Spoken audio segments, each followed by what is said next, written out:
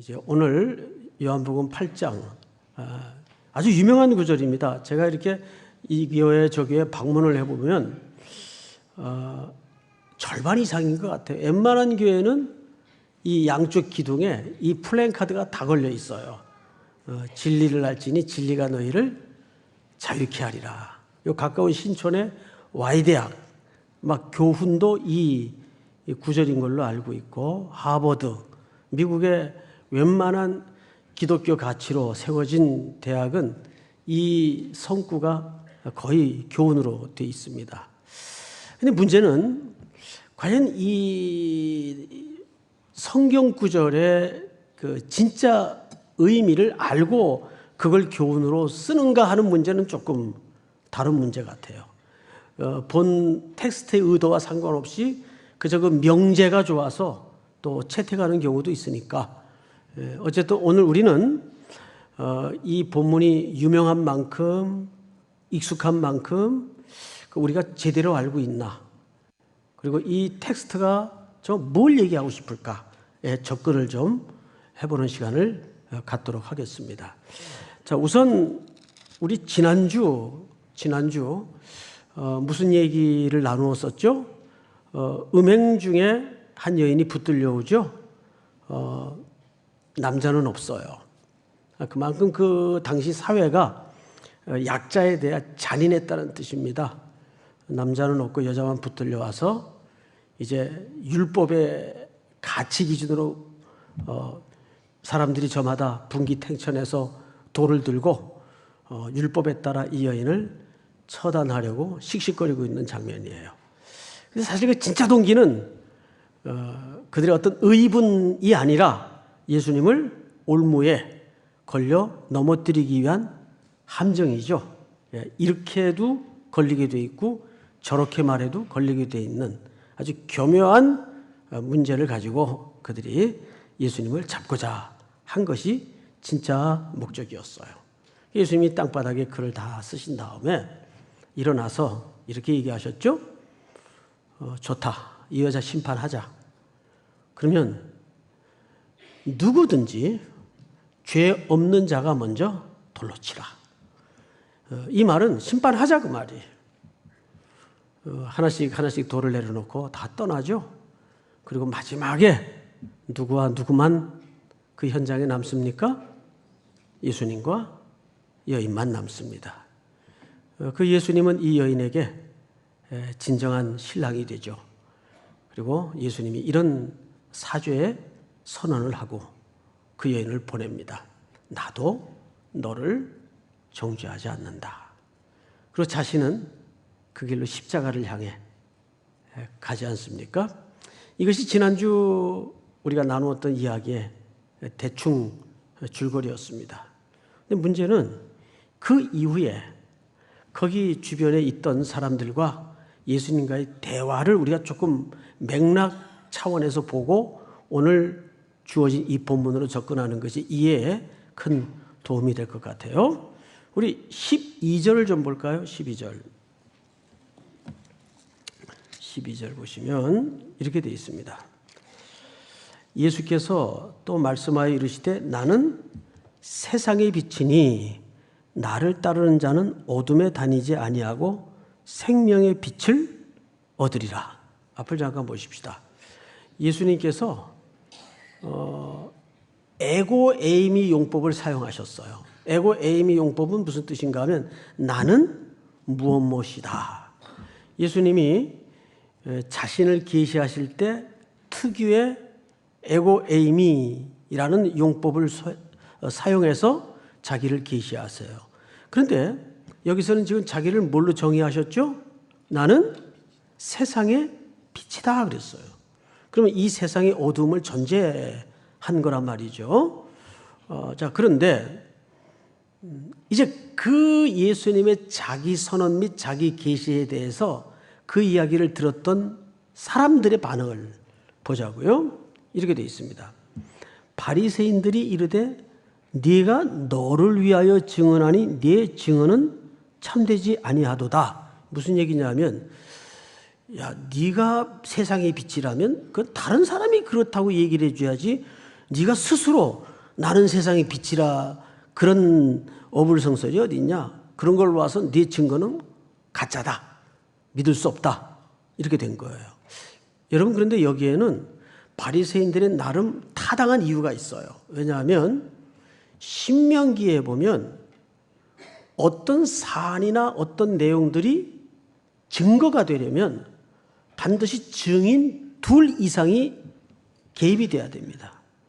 그런데 지금 여기에는 이들의 기준에서 볼 때 본인이 세상의 빛이라고 얘기를 하고 있단 말이에요. 그러니까 이건 증거가 돼야 안 돼요. 증거가 안 되는 거죠. 자, 그래서 이제 그 다음 대화를 좀 이어볼까요? 예수께서 14절 대답하여 이르시되 내가 나를 위하여 증언하여도 내 증언이 참되니 나는 내가 어디서 오며 어디로 가는 것을 알거니와 너희는 내가 어디서 오며 어디로 가는 것을 안다 모른다?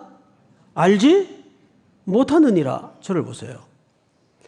자, 지금 알지 못한다는 말은 여러분 요한복음 1장서부터 계속 나오는 주제입니다. 요한복음 2장 첫 표적에서도 연회장 사람들이 이 포도주가 어디서 났는지 모르더라. 알지 못하더라. 이것은 뭐냐면 이 시대 사람뿐만 아니라 모든 인생들이 영적인 차원에서 깜깜하고 무지하다 그 말이에요. 그래서 예수님이 나는 뭐라고요? 세상에 그 어둠을 흩어버리고 어둠을 밝히러 온 빛이라고요. 근데 그 앞에 지금 깜깜이들이 깜깜한 이야기를 하고 있는 거예요. 알지 못하더라. 또 바람이 어디서 불어서 어디로 가는지 알지 못하더라. 수가성 운물가의 여인도 알지 못하더라. 또 제자들도 어디서 났는지 알지 못하더라. 이게 요한복음에 깊이 흐르는 저변의 백그라운드예요. 깜깜한 세상.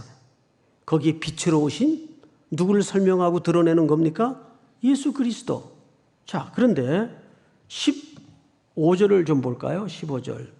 너희는 육체를 따라 판단하나 나는 아무도 판단하지 아니하노라. 만일 내가 판단하여도 내 판단이 참되니 이는 내가 혼자 있는 것이 아니요 나를 보내신 이가 나와 함께 계심이라. 자, 17절 시작. 너희 율법에도 두 사람의 증인이 참되다 기록되었으니. 자, 예수님도 그 얘기를 하죠. 맞다. 너희들 말이 맞다. 너희 율법에도 신명기에 보면 틀림없이 어떤 것들이 확정되려면 두 사람 이상 증인이 돼야 되는데 너는 혼자 네 스스로 네가 세상에 비치려니 네 말이 그게 믿을 수가 있냐? 지금 이 시비가 벌어져 있잖아요. 이제 예수님이 어떻게 그 답변을 하는가 보세요. 18절. 내가 나를 위하여 증언하는 자가 되고, 그러면 벌써 한 사람, 누구의 증언이 됩니까? 예수님은 하나님이시니까 본인이 증인이 돼요. 또 한 사람이 있어야 돼요. 그러면 18절을 잘 보세요. 나를 보내신 아버지도 나를 위하여 뭐 하시느니라? 그러면 증언하는 이가 지금 몇 분입니까? 예, 인간이 증언하는 게 아니라 이건 누가 증언을 해요? 하나님이 증언을 하세요. 두 분의 하나님이, 성자 하나님과 성부 하나님이 증언을 하세요. 그러니 인간의 증언보다 이 증언은 더 참됩니까? 안 됩니까? 더 참되죠. 인간의 거짓 증인보다. 그리고 이제 19절을 다 같이 읽겠습니다. 시작. 이에 그들이 묻되 내 아버지가 어디 있느냐? 예수께서 대답하시되 너희는 나를 알지 못하고 내 아버지도 알지 못하는도다. 나를 알았더라면 내 아버지도 알았으리라. 이 말도 결국은 안다 모른다? 모른다. 그러니까 점점 일관되게 인간의 깜깜한 영적인 무지가 집요하게 폭로되고 드러납니다. 반면에 그 한복판에 빛으로 오신 예수님은 더 선명하게 드러났어요. 어둠 속에서. 자, 그리고 이제 넘어갑니다. 21절. 다시 이르시되 내가 가리니 너희가 나를 찾다가 너희 죄 가운데서 죽겠고 내가 가는 곳에는 너희가 오지 못하리라. 22절 시작. 유대인들이 이르되 그가 말하기를 내가 가는 곳은 너희가 오지 못하리라 하니 그가 자결하려 하는가. 이렇게 알아들었어요. 우리가 못 가는 걸로 봐서 저 사람 자살하러 가는 거 아니야?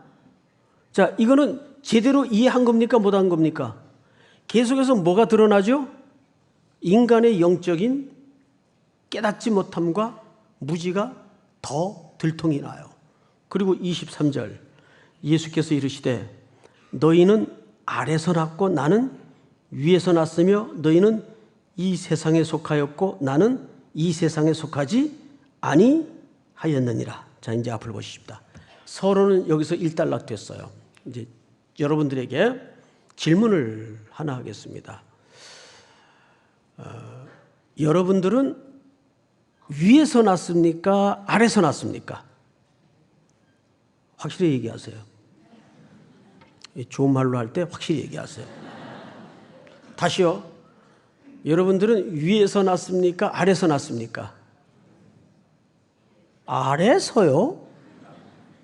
자, 영접하는 자, 곧 그 이름을 믿는 자들에게는 하나님의 자녀가 되는 뭘 주셨어요? 권세를 주셨으니 이는 혈통으로나 육정으로나 사람의 뜻으로 나지 아니하고 어디서 난 자들이니라? 하나님께로서 난 자들이니라. 골로새서에서 너희는 그러므로 위의 것을 생각하라. 왜? 거기서 나왔고 거기로 돌아갈 것이기 때문에. 자, 우리는 그런즉 그리스도 안에 있으면 새로운 피조물이에요. 믿습니까?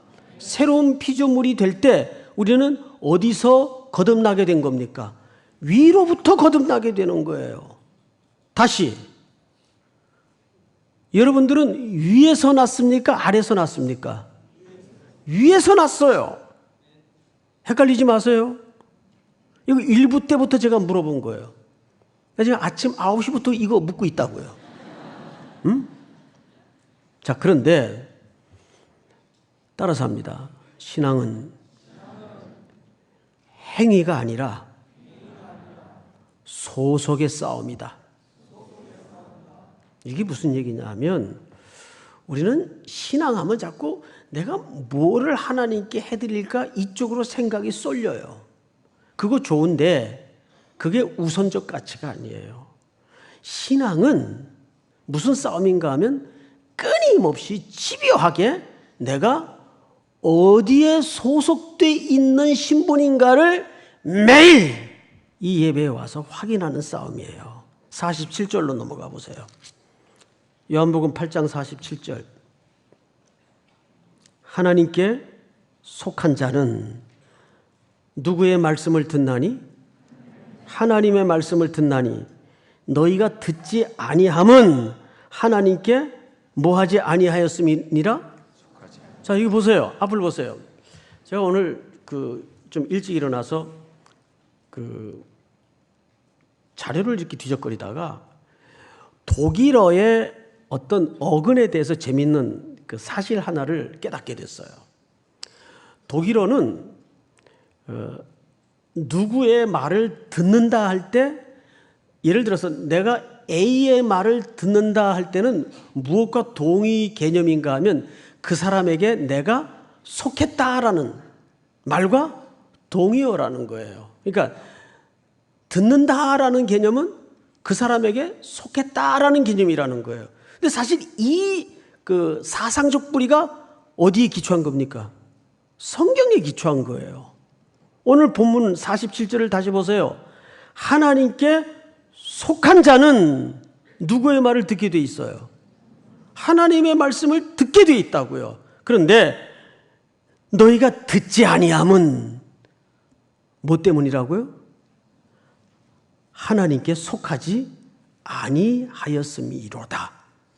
그러니까 우리가 삶이 피폐해지고 공부할 때 영적인 허기가 오고 목마름이 오고 답답함이 와서 성경 말씀을 듣고 싶고 설교 말씀을 듣고 싶고 예배 자리가 사모되어지고 하는 것은 그 정서적 반응이 왜 나오느냐 하면 내가 하나님께 소속돼 있기 때문에 그 반응이 나오는 거라고요. 이해가 돼요? 근데 소속돼 있지 않으면 아무리 인생에 비바람이 불고 폭풍우가 쳐도 영적으로 허기가 안 와요. 영적으로 목마름이 일어나지 않는다고요. 그런데 어떤 이는 똑같은 공고함과 처절한 상황일 때 영적인 허기가 확 일어나요. 그게 뭔지 모르지만 예배 드려야 되겠다. 교회 가야 되겠다. 내가 이럴 때 하나님 찾아야지. 와서 뭐 기도도 할 줄 모르고 예배가 어떻게 진행되는 것도 잘 어색한데 그냥 한숨을 땅이 꺼지도록 푹 내쉬면서 그 자리에 앉아 있는 거예요. 근데 그게 아무것도 아닌 것 같습니까? 그게 허기예요. 그게 하나님을 향하여 살아있기 때문에 그 반응이 나타나는 거라고요. 그래서 하나님께 속한 자는 하나님의 말씀을 듣게 돼 있어요. 근데 듣지 않으면 속하지 않았기 때문이라고요.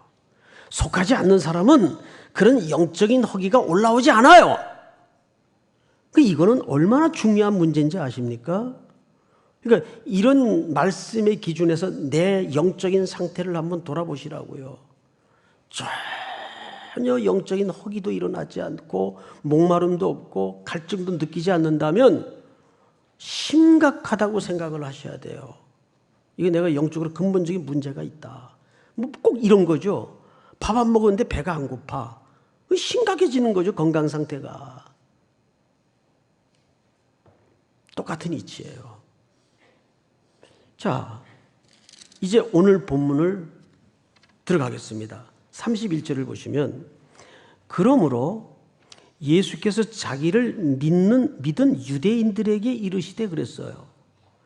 그 30절에 보니까 이런 표현이 있죠. 이 말씀을 하심에 많은 사람이 어떻게 하더라?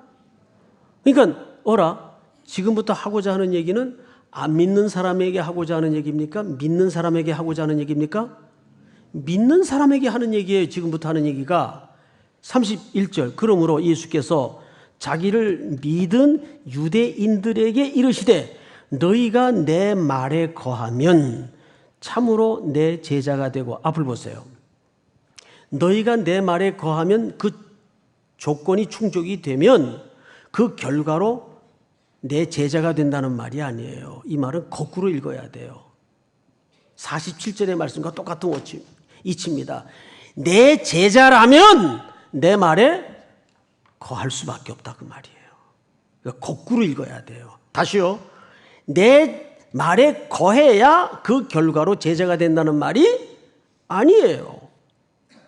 내 제자면 내 말에 거하게 돼 있다. 즉 내 말을 듣게 돼 있다 그 말이에요. 그리고 이제 이런 얘기를 하죠. 이어서 진리를 알지니 제자는 뭘 알게 돼요? 진리를 알지니 진리가 너희를 뭐 하리라? 자유롭게 하리라. 자, 이제부터 이 아주 인류의 대명제가 여기 등장을 합니다. 자유.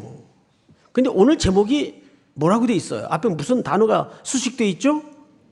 매인 자유라고 돼 있어요. 이 단어 자체가 언밸런스죠. 역설이죠. 매였는데 자유예요? 보통 남자들에게 이제 그만 교회 좀 나오시죠, 형제님. 그러면 젊으나 나이가 든 사람이나 똑같은 얘기를 해요. 교회 나오면 속박이 돼서 매이고 묶인다 그 말이에요. 자유롭지 못하다 그 말이에요. 그래서 이것도 못하고 저것도 못하고 그것도 못하고 이것저것 그것이 뭔지는 모르겠는데 어쨌든 이것도 저것도 그것도 못해서 불편하다 그거예요. 교회 나오면 뭐 술 담배도 안 해야 되고 괜찮아요. 하면서 오세요. 네? 차차 끊으세요. 그게 뭐 이렇게 구원의 문제와 직결되는 문제는 아니니까.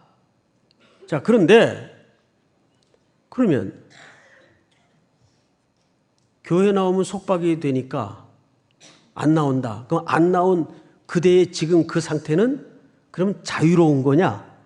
맞아요? 아니에요. 인간은 중간지대는 없어요. 여기 묶이지 않으면 여기 묶이게 돼 있는 게 인간의 본질입니다. 인간은 이쪽에 묶이지 않으면 어디 묶여 있는가 하면 세상에 묶여 있어요. 욕망에 묶이고 탐욕에 묶이고 정욕에 묶이고 욕심에 묶여서 그것이 바람이 불어 없어지면 큰일 날 것 마냥 더 그것에 목이 말라 있고 돈은 벌어도 끝이 없고 아파트 평수는 늘려도 한이 없고 처음에는 집에 화장실 한 개만 좀 있었으면 한 개 생기면 한 개 있으니까 좀 불편하다. 방마다 한 2개만 있었으면 좀 편하게 살 텐데 2개 생긴 집으로 가면 그래도 3개는 있어야 되겠다. 식구마다 쓰려면. 요즘은 화장실에서 생활들을 많이 하니까 거기서 게임도 하고 책도 읽고 가장 집중이 잘 되는 시간이니까 공간이니까 여러분 다 매여 삽니다. 우리는 다 매여 살아요. 자, 그러면 여기서 말하는 자유는 뭘까요? 왜 제목을 매인 자유라고 달았을까요? 우리 조금 더 읽어보십시다. 33절 제가 읽겠습니다. 그들이 대답하되 우리가 아브라함의 자손이라 남의 종이 된 적이 없거늘 어찌하여 우리가 자유롭게 되리라 하느냐. 자, 앞을 보십시다. 이게 무슨 얘기일까요? 진리가 너희를 자유케 하리라 그러니까 이걸 못 알아듣고 유대인들이 이상하다. 우리가 아브라함의 자손이요? 남한테 종된 적이 없는데 뭘 자유한다 그러냐? 우리가 어디 묶여 있었어야지. 그런 경력이 있어야지. 근데 이것도 말이 돼야 안 돼요. 이것도 말이 안 되죠. 왜? 자, 애굽의 역사만 해도 몇 년 종살이 했어요. 400년. 또 한참 지나서 블레셋에 먹히고 또 나아가서는 아수르에 먹히고 바벨론 때는 끌려가죠. 이것만 해도 몇 년이에요. 독립국가로 존재했던 세월보다는 묶여 살았던 역사가 훨씬 깁니다. 이스라엘은. 게다가 지금 이 신약의 시대는 어느 나라에 속국이 돼 있어요? 로마. 근데 이 사람들이 이게 웬 봉창 두드리는 소리예요? 우리가 남의 종된 적이 없다? 여러분, 그래서 이 당시 사람들의 그 언어적 배경을 이해를 해야 돼요. 이 사람들은 어떤 자부심이 있었는가 하면 물리적으로는 오랜 세월 동안, 오랜 역사 기간 동안 묶이고 속박당하고 종살이까지 했는지는 몰라도 그럼에도 불구하고 단 한 번도 우리들의 정신을 무너뜨리지 못했고 우리들의 신앙과 선민으로서의 특권을 그들이 빼앗지 못했다. 그래서 그들은 그런 조금은 이상향 차원에서 우리는 아브라함의 자손으로서 남에게 종살이한 적이 없다. 그런 아주 우월감과 자부심을 갖고 하는 얘기예요. 그러니까 예수님도 이 말에 대해서는 시비를 안 일으키세요. 반문을 안 하세요. 성경을 보세요. 다른 얘기를 합니다. 몇 절을 보시냐면 34절. 한번 같이 읽어볼까요? 시작. 예수께서 대답하시되 진실로 진실로 너희에게 이르노니 죄를 범하는 자마다 죄의 종이라. 자, 저를 보세요. 예수님께서 프레임을 다른 쪽으로 끌고 가세요. 훨씬 더 높은 프레임으로 대화를 끌고 가세요. 인류의 근본적인 문제인 죄의 문제를 건드려요. 그러니까 예수님은 민족적인 얘기를 하는 것도 아니고 그들이 선민으로서 특권의식을 얘기하는 것도 아니에요. 나는 그 얘기를 하는 게 아니다. 우리 온 인류가 아담으로부터 근본적으로 죄의 문제에 빠져서 어둠과 절망과 사망의 그늘 아래 놓여져 있다. 누구나 죄의 종이다. 프레임을 훨씬 높은 프레임으로 끌고 가는 거예요. 그러면서 예를 한 가지 듭니다. 35절 제가 읽습니다. 종은 영원히 집에 거하지 못하되 아들은 영원히 거하나니 그러므로 아들이 너희를 자유롭게 하면 너희가 참으로 뭐 하리로다? 자유로우리로다. 자, 놀랍게도 진리가 너희를 자유롭게 하리라는 말이 진리가 뭔가 봤더니 어떤 사유와 개념과 이데아의 세계를 말하는 것이 아니라 이 진리의 실체가 사실은 누구를 얘기한 겁니까? 아들! 누구의 아들이에요? 예수 그리스도.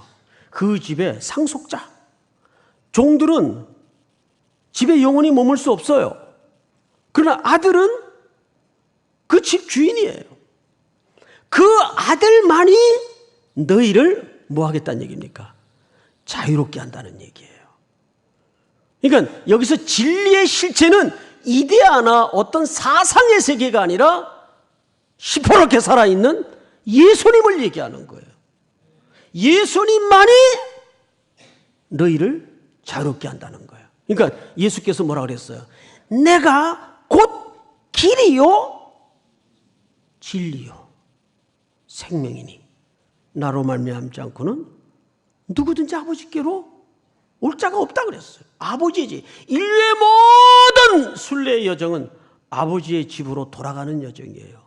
근데 그 아들 등에 업혀서만이 아버지 집으로 돌아갈 수가 있어요. 믿습니까? 둘째 아들이 언제 온전해집니까? 아버지의 집으로 돌아갈 때 둘째 아들은 모든 걸 누리게 되고 온전해집니다. 사랑하는 성도 여러분, 그렇다면 여기서 말하는 진리의 실체는 바로 예수 그리스도를 얘기하는 거예요. 그러니까 메인 자유라는 건 뭐죠? 우리에게 두 가지를 약속해 줘요. 첫째, 매여야 안전합니다.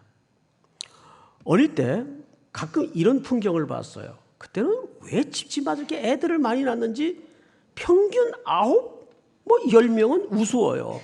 그러니까 어머니들이 한 20년 동안 그냥 임신을 하고 계시는 거예요. 연년생으로 2년 터울러 자꾸 나니까 10남매씩. 그러면 나중에 이제 언니, 형, 오빠들이 다 시집이란다. 학교를 가면 이제 끝둥이, 막둥이 안 남아요. 이게 이제 벌벌 기어다닌단 말이에요. 얘가 잠이 들어야 엄마가 좀 그 조용한 시간에 일을 하고 그럴 텐데 이 잠을 안 자면 그 기저귀 끈을 길게 펴가지고 끈을 만들어서 애기 허리에다 묶어놔요. 그리고 이제 그거를 기둥에 묶든지 좀 더 이동하기 편하게 엄마 허리에 묶습니다. 그리고 일을 보세요. 그 얘는 아무리 벌벌거리고 기어다니고 돌아다녀봐야 그 라인 한계를 못 벗어나요. 그래야 걔는 자유롭고 나가서는 뭐해집니까? 안전해지는 거예요. 이런 우리가 묶여야 안전하다고요. 속박이 되는 게 아니고. 그런데 여기 이제 젊은이들이 많으니까 이런 예가 어떨까요? 이렇게 이제 공동체 생활을 하다 보면 종종 이런 일이 벌어져요. 늘 그저 평범하던 형제인데 그저 일상에서 늘 공동체 안에서 보던 자매인데 어느 날 사랑이라는 건 어느 날 갑자기 찾아오는 거 아니에요. 썸이라는 것은 어느 날 갑자기 일어나는 거예요. 갑자기 여자로 보여지고 남자로 보여지는 거예요. 그래서 쩡 하니 가슴이 맞닿고 썸이 벌어진 거예요. 이 여자구나. 이 형제구나. 그러면 자매 입장에서는 그렇게 이 사람이라고 만나지기 전까지는 100명이면 100명이 다 가능성이 있었는데 이 사람이 내 영원한 유일한 짝이구나. 이게 확고하게 확신이 되고 확인이 되는 순간 나머지 자매들은 길거리에 잡초가 돼버리는 거예요. 이걸 우리는 자유로워진다라고 얘기를 하는 거예요. 그런데 이쪽도 마찬가지예요. 예? 한 형제가 제대로 이 사람이야말로 내 배우자요? 내가 영원히 의지할 수 있는 형제구나라고 확인이 되고 확신이 드는 순간 다 가능성이 있었던 형제들이 어느 날 길거리에 돌멩이들이 되는 거예요. 그냥 굴러다니는 돌멩이처럼 자유로워지는 거예요. 모든 것은 양다리는 죄입니다. 양다리는 죄예요. 그건 아직 사랑이 온전해지질 않은 거예요. 진짜 사랑은 all or nothing이에요. 전부 아니면 전무. 그게 사랑의 본질이고 사랑의 속성이에요. 그 일을 누가 먼저 하셨죠? 하나님이 먼저 하셨잖아. 나 너한테 모든 거 걸게. 그리고 아들을 걸었어요. 십자가에. 전부 걸은 거예요. 아들을 걸었는데 전부 건 거 아니에요? 거기에는 어떤 여지도 남겨놓지 않고 다 걸었어요. 사랑은 그렇게 하는 게 진짜 사랑이에요. 왜 그럴 수 있었을까요? 난 너밖에 몰라. 너 하나면 돼. 그 나머지는 다 상대화되는 거예요. 다 그냥 시시해지는 거예요. 그럼에도 불구하고 자꾸 기웃거린다면 이 확신이 불순한 거죠. 제대로 된 확신이 아니죠. 제대로 묶인 게 아니죠. 사도 바울이 다메섹에서 그렇게 사모하여 기다리던 메시아를 부활의 주님으로 만나자 첫 번째 온 현상이 뭐냐면 다 배설물로 여겨버렸어요. 다 의미 없구나. 그래서 과거에 그 어떤 개그 프로그램에 이런 멘트가 있었어요. 에고 의미 없어라. 에고 의미 없어라. 어느 개그맨이 그런 멘트를 유행어로 만들었던 적이 있어요. TV 좀 보세요. TV. 응? 오직 기도와 말씀만 하지 마시고. 내가 그렇게 그런 프로를 자꾸 이렇게 머릿속에 담아두는 것은 다 여러분들의 설교를 풍성케 하기 위해서 담아두는 거지. 나머지 다 의미 없어지는 거예요. 제대로 만나면, 제대로 묶이면. 근데 이게 제대로 묶여지지 않을 때, 제대로 만남이 없을 때, 조그만 비바람에도 이게 내 인생에 사라지면 어떻게 되나. 밭을 갈던 농부가 밭을 갈다가 보화를 만나게 돼요. 이게 보화라고 확인되는 순간 자기 거 다 팔아서 그 밭을 사버려요. 왜? 보화의 그 값이 비교가 안 되니까. 그 보화는 예수 그리스도를 상징화한 겁니다. 보화는 예수 그리스도예요. 내가 그분 안에 있고 그분이 내 안에 있고 내가 그분께 묶이기만 하면 나머지로부터 자유함이 오는 거예요. 믿습니까? 이 자유는요, 어떤 세상의 풍랑과 비바람도 우리에게 빼앗아갈 수 없어요. 할렐루야. 우리 다 일어나셔서 오직 주의 사랑에 매여 우리 찬양을 큰 소리로 드리십시다.